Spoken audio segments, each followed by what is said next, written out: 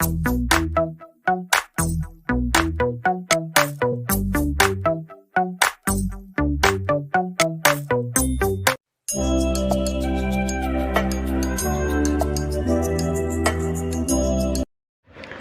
राधे, कैसे हो आप लोग। तो हमारा टॉपिक चल रहा है क्लास 7 का चैप्टर फर्स्ट, जिसका नाम है nutrition in plant. Previous video में हम कंप्लीट कर चुके हैं what is photosynthesis and process क्या होती है फोटोसिंथेसिस की, इंसेक्टिवोरस प्लांट्स कौन से होते हैं, मोड ऑफ न्यूट्रिशन कौन से होते हैं। तो इन सब के बारे में हम डिटेल में पढ़ चुके हैं। आज हम पढ़ेंगे स्पैरोट्रॉप्स, बट आप एंड तक वीडियो देखना। हम एंड में एक फैक्ट पढ़ेंगे साइंस से रिलेटेड, जो बहुत ज़्यादा इंटरेस्टिंग होगा। तो चलिए स्टार्ट करते हैं आज की वीडियो, जिसका टॉपिक है स्पैरोट्रॉप्स। स्पैरोट्रॉप्स क्या होते हैं, इसको अगर हम सिंपल भाषा में समझें तो स्पैरोट्रॉप्स वो होते हैं जो डेड ऑर्गेनिज्म को खाकर अपनी फूड की रिक्वायरमेंट को पूरी करते हैं। Any organism that feeds by absorbing dead organic matter. Most spherotrophs are bacteria and fungi. Saprotrophs plant ही होते हैं जो अपनी रिक्वायरमेंट को डेड ऑर्गेनिक मैटर से पूरी करते हैं, जैसे कि मशरूम। अब पढ़ते हैं फंजाई के बारे में। Fungi are among the most efficient at decomposing complex organic molecules and recycling those nutrients back into the soil. अगर फंजाई आपने लगी हुई फंगस देखी हो अपनी रोटियों पे, ब्रेड पे, तो समझ सकते हो कि फंगस होता क्या है। अगर आपने ये नहीं देखी हो तो आप एक प्रैक्टिकल करके देख सकते हो। एक ब्रेड लेना, उसको 2-3 दिन के लिए रख देना, थोड़ा सा मॉइस्ट करके, यानी कि थोड़ा सा गीला कर देना उसको, फिर उसको रख देना। बस एक चीज़ का ध्यान रखना है कि जिस जगह पे आप उसे रख रहे हो वो एरिया, उसका टेम्परेचर ठंडा नहीं होना चाहिए, गर्म ही होना चाहिए। फिर उस पर आपको फंगस देखने को मिलेगी, तो आप अच्छे से समझ पाओगे कि फंगस होता क्या है। तो मोस्टली ये जो फंगस होते हैं या फिर बैक्टीरिया होते हैं, ये एक डिकम्पोज़र का काम करते हैं। जैसे कि हमारे ये जो पौधे हैं या फिर कोई भी एनिमल्स है, ये ख़त्म हो जाते हैं तो उसके बाद चले कहाँ जाते हैं, तो इन्हें ये जो बैक्टीरिया होते हैं, फंगस होते हैं, इन्हें डिकम्पोज कर देते हैं, यानी कि सड़ा देते हैं, ऐसे फॉर्म में कन्वर्ट करते हैं, सॉइल में ही मिक्स कर देते हैं। ये जो फंगस है वो डेवलप कैसे हुई ब्रेड के ऊपर, उसे न्यूट्रिशन कहाँ से मिला, उसने न्यूट्रिशन जो है ब्रेड से लिया, उसको उधर से वो स्पेसिफिक न्यूट्रिशन मिल गया जो उसकी उससे ज़रूरत थी, जो और कहीं से नहीं मिलती, इसीलिए वो ब्रेड पे हो जाती है। स्पैरोट्रॉप्स के ही ये 2 एग्जाम्पल हैं, bacteria and water molds. Bacteria are well known decomposers of dead animal flesh and are efficient at converting animal tissue to simpler organic compounds. जो बैक्टीरिया होते हैं वो भी डिकम्पोज़र का ही काम करते हैं।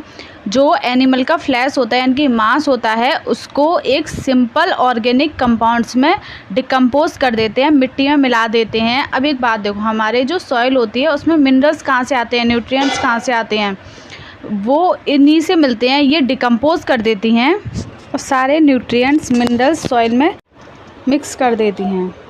Water moulds. Water moles are common in fresh and salt water environment throughout the world.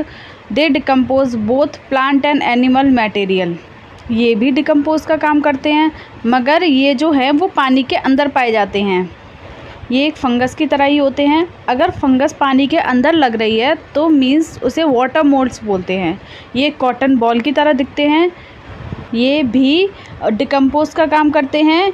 ये भी प्लांट और एनिमल का डेड मटेरियल से न्यूट्रिशन लेते हैं। अगर आप सिंपली समझें कि स्पैरोट्रॉप्स होते क्या हैं, स्पैरोट्रॉप्स वो होते हैं जो कि ऐसी चीज़ों से न्यूट्रिशन लेते हैं जिसको उन्हें डिकम्पोज करना होता है, यानी कि जो डेड ऑर्गेनिज्म को खाकर अपनी फूड की रिक्वायरमेंट को पूरी करते हैं, उनसे न्यूट्रिशन लेते हैं, उन्हें हम बोलते हैं स्पैरोट्रॉप्स। आई होप कि आपको स्पैरोट्रॉप्स अच्छे से समझ में आ गया होगा। फंजाई क्या होता है, बैक्टीरिया क्या होते हैं, वाटर मोल्ड्स क्या होते हैं, ये आपको अच्छे से समझ में आ गया होगा। अब नेक्स्ट हम पढ़ेंगे how nutrients are replenished in the soil, यानी कि सॉइल के अंदर दोबारा से न्यूट्रिएंट्स कैसे आता है, कैसे मिक्स होता है, कहाँ से आता है, इसके बारे में हम डिटेल में पढ़ेंगे। अब नेक्स्ट हमारा टॉपिक है how nutrients are replenished in the soil, यानी कि किस तरह से न्यूट्रिएंट्स सॉइल में वापस जाते हैं और सॉइल से कौन कौन से न्यूट्रिएंट्स होते हैं जो कि प्लांट को सॉइल से मिलते हैं। Fertilizers and manures contain nutrients such as nitrogen, potassium and phosphorus etcetera. जब हम कोई भी खेती करते हैं या फिर प्लांट लगाते हैं तो उसमें कुछ खाद डाले जाते हैं, यानी कि मैन्योर्स डाले जाते हैं। उसमें मोस्ट होते हैं न्यूट्रिएंट्स के लिए, वो होते हैं नाइट्रोजन, पोटेशियम एंड फॉस्फोरस। इसकी जो होती है सॉइल में मात्रा अच्छी होनी चाहिए, तभी जो हम कोई भी क्रॉप लगा रहे हैं तो वो अच्छे से आएगा। मान लो कि हम कोई भी मैन्योर नहीं डाल रहे हैं, कुछ भी नहीं डाल रहे हैं, बस सॉइल में न्यूट्रिशन की कमी होती जा रही है, हम कुछ भी उसमें डाल नहीं रहे हैं, तो क्या हमें सॉइल जो है बार बार न्यूट्रिशन देती रहेगी? ये सारे नाइट्रोजन, पोटेशियम, फॉस्फोरस दोबारा से बनते रहेंगे उसमें?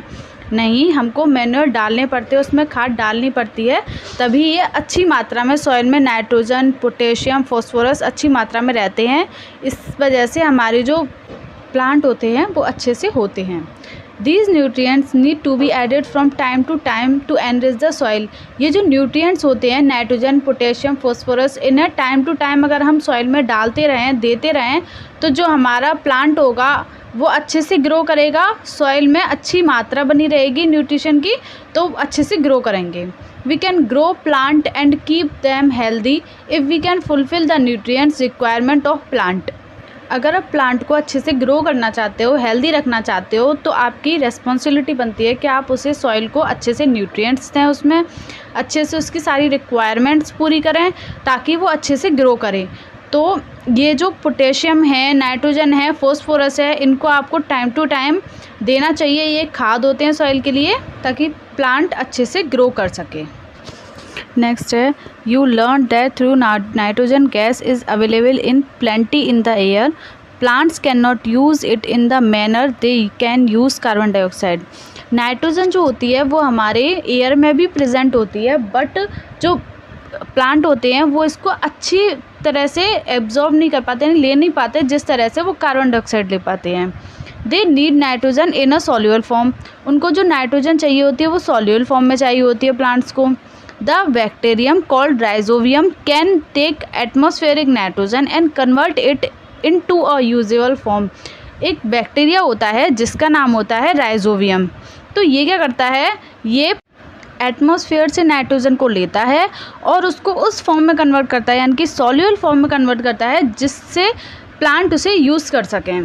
But rhizobium can not make it own food. Rhizobium अपना खाना खुद नहीं बनाता, ये उसी प्लांट से अपना न्यूट्रिशन लेता है जिस प्लांट को ये नाइट्रोजन फॉर्म करके दे रहा है, यानी कि जिसमें ये प्रेजेंट है।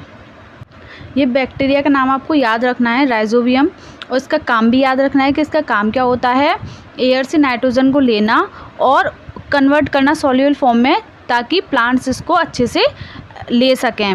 अब नेक्स्ट है हमारा, so it often lives in the roots of gram, peas, moong, beans and other legumes. ये जो राइजोबियम बैक्टीरिया है ये जो है वो लेग्यूम्स में पाया जाता है और रूट्स में पाया जाता है। किस किस की? ग्राम्स की, पीज की, मूंग की, बीन्स की। तो they can reduce the use of nitrogenous fertilizer when leguminous plants are grow.